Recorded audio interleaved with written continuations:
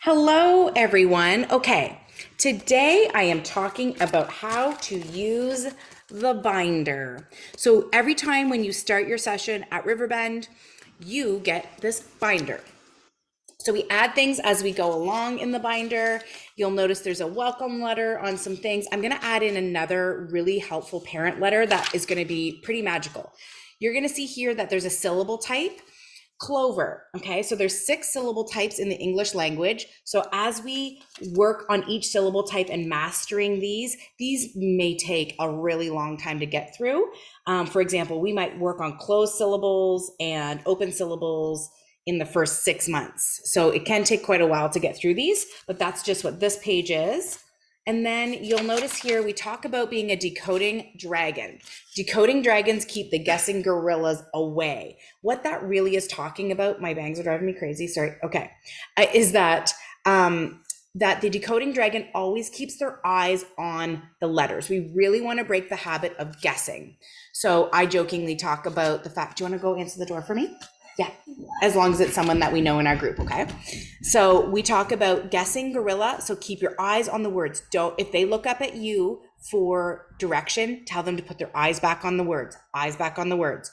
So we coach them that the words aren't in the sky, the words are always on the page, and then we map our letters to sounds and mark our words. That's kind of a little bit of a later skill, but really coaching them always, because they're going to be looking to you for, to see if they're correct. So what you want to do is say, oh, we don't want to be guessing gorillas. Let's be decoding dragons, meaning we keep our eyes on every letter and every word. All right. These are just some ideas on how you can practice any words from your list. This is what we use every week in our dictation. And then this is really huge. Okay. This is the money. I'm going to send you a different version of this as well, but this is in every student's binder.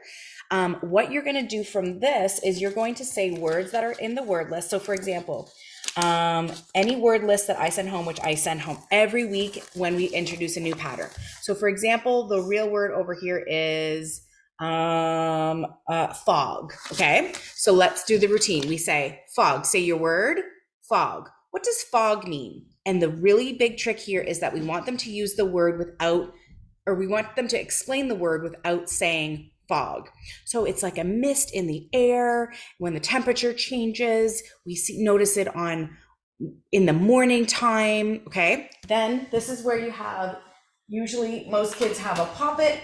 If you don't, that's okay, but it's just a great little engagement tool. Go grab one at the dollar store. We do this. Okay.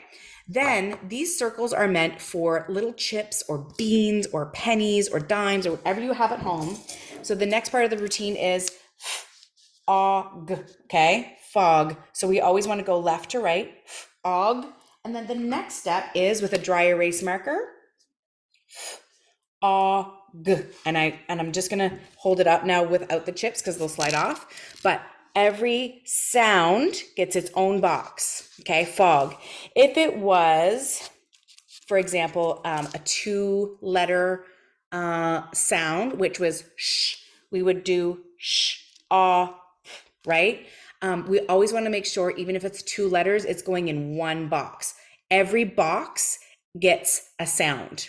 So even if it was I-G-H, which they will eventually learn that pattern, for example, I-G-H says I, it would go in one box, okay? So every box gets a sound. And then they do, and I always encourage them to do their best handwriting down here for the full word. And then you check to see if you're right. This word mapping sheet is something you should be working with every single week to make sure that they are working with words from their lists and practicing it. So it's not just reading the words, it's writing the words, okay? So I always start kids off by giving a few posters. We talk all about syllables. So for example, for a syllable, we talk about syllables the very first day. It takes them a long time to really understand what syllables are, okay? So asking them often, what's a syllable? What's a syllable, right? And you want them to be saying it's a word or word part with one vowel sound. Every syllable only has one vowel sound. If it has more than one vowel sound, it has more than one syllable. We talk, and then so again, I'll let you know in the video that I send home every week. Now we're talking about closed syllables. Now we're talking about this term. So I'll tell you what to ask them week to week. So some of the posters I just put in ahead of time, so don't worry about it if it's not in the video. So the thing I always add in first are the short vowel word lists. Now, your child may not be ready for these yet, but if they are, we want kids to become short vowel masters first. What it looks like to work through these is to read these real words, practice spelling them using this word mapping routine, practice reading the nonsense words. They also can always mark each short vowel sound, and they should say the sound, and highlight it, okay? Then work on sentences if they can. Over here, hello, sir. We talk about circle the verb, box the noun, star the adjective. I teach all students, regardless of age, about nouns, verbs, adjectives. Okay, so a noun is a person, place, thing, animal, or big idea.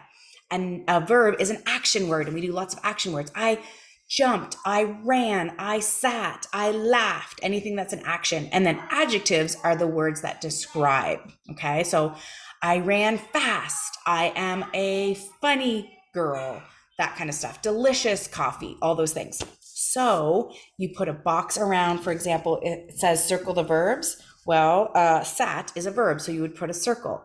Hat is a noun, so you would put a box, okay?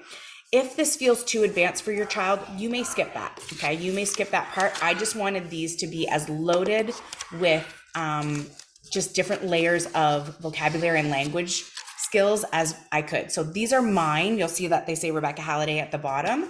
And then oftentimes I add in others. So that's kind of how we kick off the binder. And then every week I add new things to the back, and you just work on those activity sheets in between. The thing you're gonna wanna keep coming back to over and over, this right here is something we use in class. So I wouldn't worry too much about this. I can show you how to use it. If you request it, you can ask me. This here is tracking. I don't know why this one isn't a page protector. Tracking every week what I practiced, the time I spent practicing it, and a parent signature. So if you spent 10 minutes doing short A nonsense words, write that down. If you spent 20 minutes doing your short A work, do that, okay?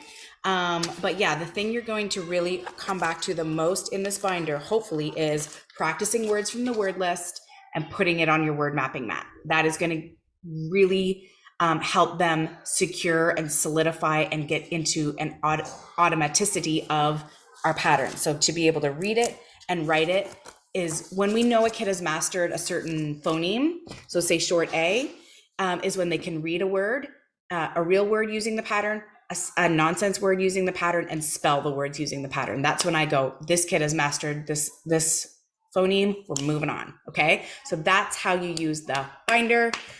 Thank you so much. I'm so glad your kiddo is here.